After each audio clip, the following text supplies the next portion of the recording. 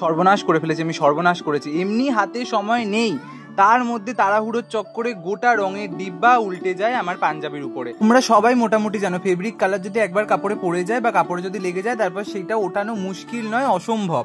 আর আমার সাথে আগের দিন ঠিক সেটাই হয়। আসলে দোষটা আমার অত্যাধিক পাকামির। তোমরা সবাই মোটামুটি জানো ফেব্রিকের কাজ সবসময় ফেব্রিক কালার আর মিডিয়াম মিশিয়ে করতে হয়। তো প্যালেটে বারবার করে ফেব্রিক কালার মিডিয়াম মিশাতে না অনেকটা সময় নষ্ট হয়। তো আমি কি করেছিলাম, এই দেখো এই ছোট রঙের ডিব্বাটা পুরনো রঙের ডিব্বা, তার মধ্যে অনেকটা সাদা রং আর অনেকটা তোমার মিডিয়াম নিয়ে নিয়েছিলাম, মিশিয়ে নিয়েছিলাম। এবার কাজ করছি হঠাৎ করে পাঞ্জাবিটা তুলতে গেছি, মানে খেয়াল ছিল না আমার যে আমি রঙের ডিব্বাটা পাঞ্জাবির উপরেই রেখে দিয়েছি, আর ভুল করে পাঞ্জাবিটা সরাতে গিয়ে রঙের ডিব্বাটা পুরো পাঞ্জাবির উপর উল্টে যায়। আমার তো মাথায় ব্যথা, আমি ভেবেই নিয়েছি আমাকে অর্ডারটা ক্যান্সেল করতে হবে, ক্লায়েন্টের কাছে খিস্তি শুনতে হবে, আর কিছু করার নেই, কারণ এটা কোনোভাবেই তোলা বা ঠিক করা সম্ভব না। তা আমার মা হাল ছাড়েনি, আমার কোনো মতে সেই ঘষে ঘষে রং কোনো মতে কিছুটা তুলেছে।